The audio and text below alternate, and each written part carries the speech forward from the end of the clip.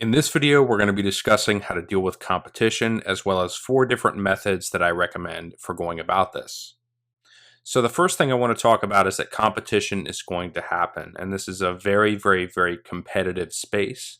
So at some point, you're just going to encounter somebody either copying your campaigns, straight up stealing your campaigns. I mean, it's just the nature of this business. I mean, we do it all the time. It's going to happen back to us. So you're also going to run into this a lot with specific campaigns where you're bidding on the same keywords or terms as another affiliate. Now, there are multiple ways to deal with this. So method number 1 is to ask for exclusivity. Now, this depends specifically on how much volume you're sending to the offer. So if you're only sending a few conversions, you are probably not going to be able to get exclusivity. I typically find that I start to get into the realm of exclusivity on an offer once I'm doing several $1,000s per day, or if I have a really, really good relationship with the advertiser themselves. But this is a situation that you're probably not going to find yourself in as a beginner. So this is something for the long term that you can do to kind of prevent this from happening.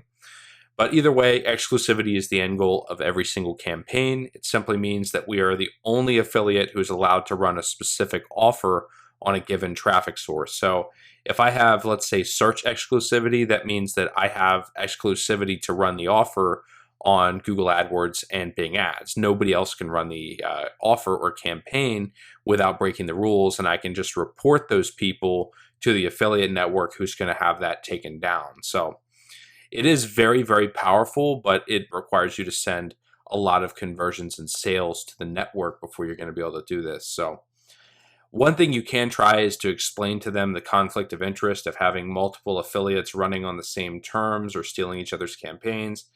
They will likely try to support you, or they're going to be as supportive as they can.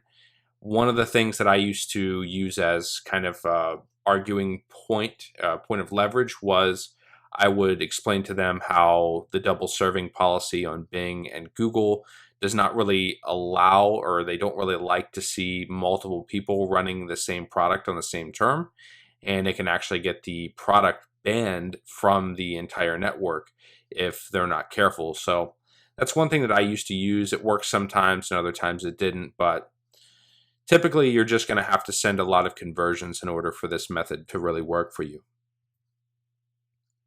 So method number 2 is something called bid warring. Now, getting into a bid war is something I don't advise if you can help it, simply because it's really a race to the bottom. So a bid war is simply when you have 2 people competing on the same term and they're trying to outbid each other or pay more for the keyword or targeting in order to have the majority of the traffic. Now, the problem is, of course, as the costs rise, the ROI goes down. So it's really just a method of trying to bully somebody out of the campaign by just ramping up your budget and be willing to pay more than them for the traffic. So in some cases it's worked for me, in others it hasn't. If you run up against somebody who has more budget than you, like I said, it's just a race to the bottom and it's just not even really worth it.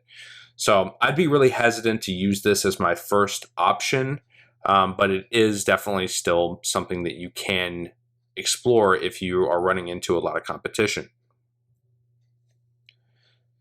So the third method is report them if they are breaking the rules. So I choose not to do this a lot of the time simply because it is kind of, I don't know, I think that it's just a little bit too much of dirty pool. I mean, it is a competitive space, and if somebody is breaking the rules and I am following the rules, I will report them. But if it is somebody who's just following the rules to the best they can, but it's still like a niche that the traffic source doesn't allow or doesn't like, you're going to run into this. So people are going to do this to you. I try not to do this to other people simply because I know how it feels to have it done to me.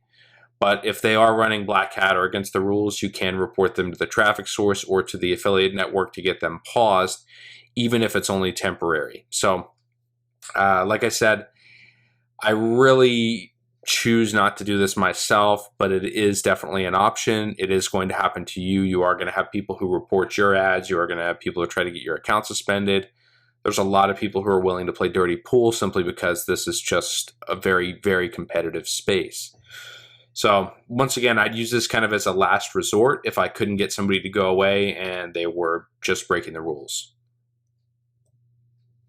So the final method that I use is trademarking or copywriting your images. So most affiliates don't do this, mostly because the majority of affiliates are just too lazy, but it is a way to protect yourself against people stealing your stuff and getting away with it. Now, I'm not talking about doing this for legal reasons or going after people and suing them or sending them cease and desists. But what I am talking about doing is if you copyright or trademark an image, once you have a huge winning campaign, if somebody steals your landing page or starts to kind of steal your campaign, you can contact their hosting company and request what's called a DMCA takedown notice. So basically, you send them proof that you copyrighted or trademarked the image, you show that they're using the image, and within probably 20, 30 minutes, you can have their entire website taken down. This has worked for me in the past. It's something that, once again, I don't really like to do because unless I have a huge winner, I'm really not going to want to spend the time to do this. I guess you can throw me into the lazy pool when it comes to this. But by this point, anyways, I typically am already on method number 1, and I have exclusivity on the offer, so I'm really not so worried about it. But it is an option, just like the others. At this point, please proceed to the next video to continue.